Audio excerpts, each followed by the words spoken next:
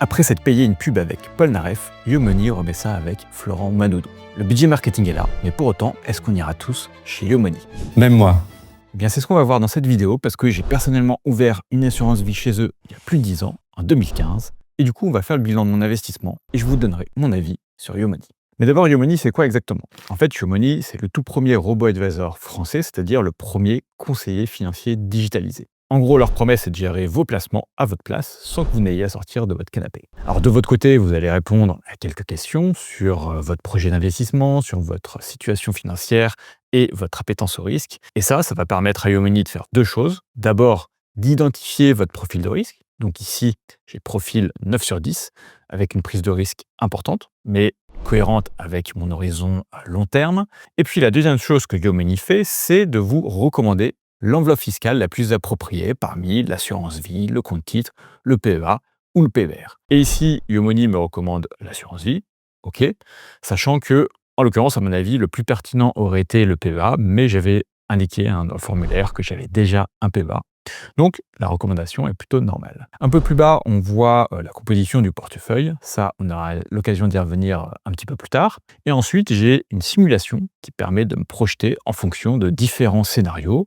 Alors, c'est assez intéressant parce qu'on voit que même dans le pire des scénarios, donc en jaune sur le graphique, eh bien, je ne passe pas en dessous de la ligne pointillée qui représente mes versements. Ce qui veut dire que même dans le pire des scénarios, je ne perds pas d'argent à terme. Et ça, c'est en fait cohérent parce que sur un horizon d'investissement de long terme, la probabilité de perte en bourse est quasi nulle, à condition bien sûr d'avoir un portefeuille cohérent et suffisamment bien diversifié. Et puis ce qu'on voit surtout, c'est que dans le meilleur des cas cette fois-ci, eh bien, je peux atteindre jusqu'à 1 million d'euros. Et ça donne envie. Ok, le dernier point intéressant, ce sont les frais. Mais avant de détailler les frais, sachez que je vous mets un lien en description qui vous permet d'obtenir justement des frais de gestion offerts. Donc n'hésitez pas à l'utiliser pour en profiter. Et puis ça fait également un petit bonus de mon côté pour financer la chaîne. Donc côté frais, YoMoney indique 1,6% de frais de gestion annuels, tout compris. Et puis ils nous disent aussi ici qu'en moyenne, chez les concurrents, c'est 3,6% par an, ce qui est vraiment énorme au passage.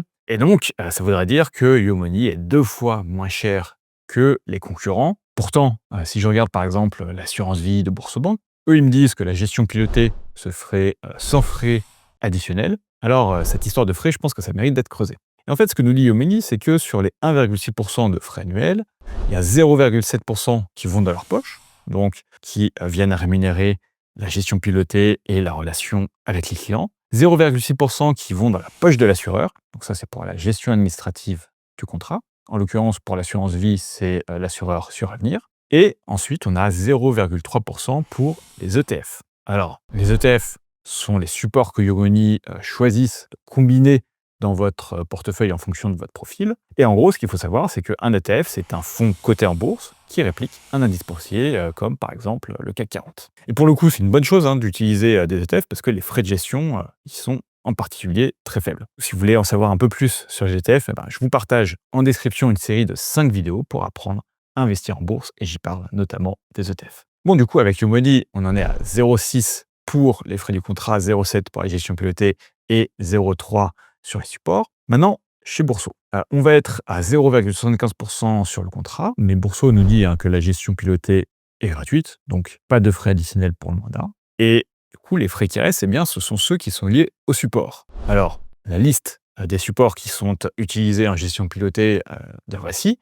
Et si on regarde dans la colonne frais de gestion, on voit des frais 2,06, 2,08, 2,07, etc., etc. En fait, ces frais, qui sont beaucoup moins visibles, parce que ça suppose d'aller fouiller dans la documentation comme je viens de faire ici, sont en réalité les plus importants sur l'assurance vie en gestion pilotée de Boursorama. Et ça, c'est la différence, justement, entre ceux qui utilisent des ETF comme YoMoney et ceux qui utilisent des OPCVM classiques, des fonds classiques, comme le fait Boursorama. Résultat sur Bourso, les frais des supports sont en moyenne de 1,7% par an. Et en plus de ça, ce que nous dit cette colonne ici, c'est qu'une partie des frais prélevés par les supports, donc les frais de gestion internes aux supports, sont en réalité rétrocédés par la société de gestion à Boursorama. Et ça pose une question évidente de conflit d'intérêts, puisque Bourso pourrait être tenté de choisir les supports les plus rémunérateurs pour eux, au détriment de ceux qui sont les plus performants pour vous.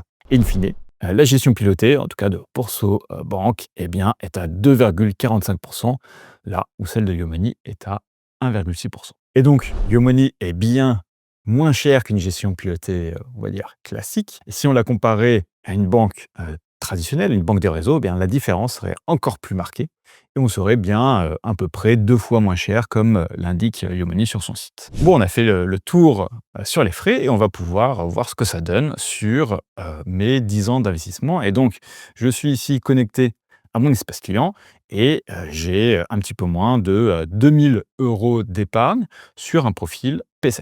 Alors, je clique ici pour avoir le détail. J'ai ici donc un graphique d'évolution avec l'évolution de mon épargne. Donc, on voit que j'ai versé 1 150 € en tout et que j'ai dégagé du coup une plus-value de 758 €. Donc ça, c'est sur l'historique complet de mon investissement. Et un petit peu plus bas, Yomoney nous dit que ça représente donc une plus-value à date de 66,86%.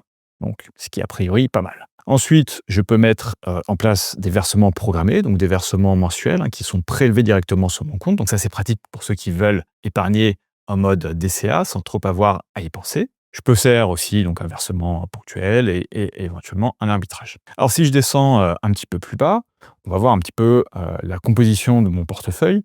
Et donc, je vois que sur un profil P7, eh ben, j'ai un peu plus de 50% d'actions et puis le reste, ce sera essentiellement des obligations. J'ai aussi la possibilité de voir une répartition géographique. Ça, je vous le détaillerai un petit peu plus bas, mais forcément, le portefeuille, il est très focus sur les États-Unis et dans une moindre mesure sur l'Europe.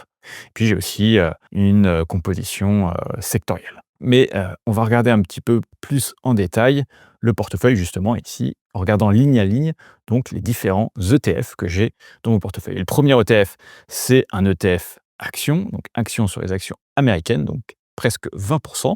Ensuite, j'ai un ETF obligataire. Donc là, ce qui est intéressant, c'est que c'est un ETF d'obligations mondiales aussi, mondialement diversifié, mais qui est couverte en devises. Et ça, c'est, je pense, plutôt malin, puisque, en fait, quand on ajoute des obligations dans le portefeuille, en général, c'est parce qu'on veut sécuriser le portefeuille. Et donc, dans la mesure où on veut sécuriser le portefeuille avec ses obligations, eh ben, ça serait dommage d'avoir un risque de change, par exemple, entre l'euro et le dollar. Et donc là, ce risque, il est bien neutralisé. Donc, même chose avec d'autres obligations. Là, j'ai à nouveau un ETF action sur les États-Unis, mais cette fois-ci, même chose, on a une couverture en devise. Et donc, ici, en fait, Yomoney fait le choix de couvrir la partie action, donc la partie risquée, seulement en partie sur, en tout cas, les actions américaines. Voilà, puis après viennent d'autres obligations, ça c'est un ETF marché émergent, des ETF Europe, ensuite un petit peu de santé, donc ça c'est le parti pris de Yomoney de dire, bah, voilà, on va plutôt miser sur la santé, puis ensuite on continue à diversifier le portefeuille avec des actions japonaises et encore un petit peu d'actions européennes. Alors, si je vous donne mon avis sur le portefeuille, déjà 2 remarques. D'abord, ce portefeuille, il est bien diversifié, je couvre à peu près l'ensemble des zones géographiques.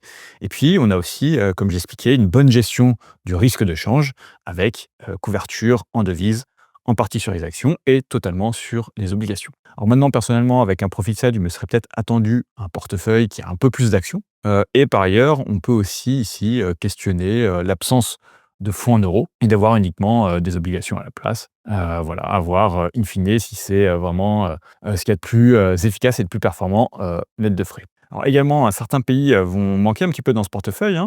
Alors c'est pas les pays les plus importants, mais c'est certains pays comme le Canada par exemple, d'autres pays d'Asie-Pacifique. C'est un peu le problème en fait quand on utilise des ETF régionaux plutôt que des ETF mondiaux comme l'ETF MSCI World. L'avantage, c'est que ça permet de choisir des ETF qui ont vraiment des frais très faibles. Donc ça, on peut le voir si je regarde le détail de l'ETF Invesco MSCI USA, donc qui est l'ETF le plus important dans mon portefeuille ici chez Yomoney. Et donc, on voit que les frais de gestion, donc le TER, est ici de 0,05%, ce qui est vraiment très très faible et ce qu'on n'arriverait pas à obtenir avec un ETF type MSCI World, donc un ETF plus global. Voilà, donc globalement, ce portefeuille est tout à fait cohérent et du coup, la question qui se pose, c'est plutôt la question des performances. Donc on l'a vu, j'ai près de 70% sur 10 ans, ce qui est vraiment pas mal. Mais dans l'absolu, ça ne veut pas dire grand-chose. Donc la question, c'est est-ce que j'aurais pu avoir une meilleure performance ailleurs? Et la première chose qu'on peut faire, c'est par exemple comparer les performances de Yomoni à celles de d'autres gestions pilotées. Et notamment, je l'ai fait avec Bourso-Banque. Donc chez Bourso, il n'y a que 5 profils et pas 10. Donc on peut comparer entre des profils similaires. Donc c'est ce que j'ai fait. Et voilà ce que ça donne avec un profil 3 de Yomoni contre le profil prudent de Bourso. Entre 2016 et 2025, Yomoni taquine les 30% de performance contre 10% seulement pour Bourso-Vie. Là, c'est vraiment très mauvais comme performance. 10% sur cette période, c'est vraiment pas terrible. Et je vous montre également ici le profil équilibré de Bourso et un Yomoni P5. Donc là, pour le coup, c'est un peu plus similaire en termes de performance, mais malgré tout, Yomoni domine quand même. Et puis, on a le profil offensif de Bourso contre le profil 10 de Yomoni. Et là, la différence, elle est vraiment abyssale. Yomoni va dépasser les 100% de perf, là où Bourso stagne à 30% sur un profil à forte dominante action. C'est vraiment très mauvais comme performance. Donc, résultat, la performance de Yomoni est largement supérieure à celle de Bourso, qui, il faut dire, est vraiment très moyenne. Mais ce comparatif, en l'occurrence, je l'ai fait avec d'autres gestions pilotées, comme celle de Fortuneo ou de Nalo, qui est un acteur qui ressemble beaucoup plus à Yomoni. Et si vous voulez en savoir plus, je vous donne le comparatif en description. Alors maintenant, est-ce qu'on aurait obtenu de meilleures performances en gérant soi-même? La réponse est probablement oui, à condition, bien sûr, de savoir ce qu'il faut faire, de savoir gérer soi-même son portefeuille. Parce que, en réalité, ce qu'il faut voir, c'est que malgré des frais relativement faibles, Yomoni va quand même prélever des frais de gestion. Et si vous faites votre portefeuille de ETF vous-même, vous évitez ces frais. Cela étant, la gestion pilotée, elle est justement faite pour ceux qui ne savent pas faire eux-mêmes ou qui n'ont pas envie de passer du temps à gérer leur portefeuille eux-mêmes. Bon, je crois qu'on a fait le tour et je vous propose un petit récap des avantages et des inconvénients de Yomoni. Et à mon avis, le premier truc à retenir, c'est vraiment la facilité de la plateforme. Tout est fait pour vous simplifier la vie. L'UX est bien faite, ça marche bien, c'est efficace. Ensuite, il y a aussi l'utilisation des ETF. Donc Yomoni a vraiment été le pionnier de la gestion pilotée à base d'ETF. C'est hyper important, ça permet d'avoir des portefeuilles qui sont bien diversifiés. Et surtout, ça réduit les frais. Or, on l'a vu, Yomoni est quasiment 2 fois moins cher qu'une banque en ligne traditionnelle. Et du coup, les performances sont aussi bien meilleures, justement, grâce à l'utilisation de ces ETF à frais réduits. Maintenant, la gestion pilotée, comme je le disais, elle reste plus chère qu'une gestion libre. Et forcément, ces frais vont peser malgré tout un petit peu sur la performance face à quelqu'un qui gérait son portefeuille par lui-même. Mais encore une fois, c'est tout le principe de la gestion pilotée. Or, pour une gestion pilotée, Yomoni est franchement efficace. Voilà, c'est tout pour aujourd'hui. Pour rappel, je vous ai glissé mon lien de parrainage avec des frais offerts en description. N'hésitez pas à donner votre avis en commentaire, à me poser aussi vos questions, j'y répondrai personnellement. Pensez aussi à vous abonner, à liker pour la force. Ciao, bye bye.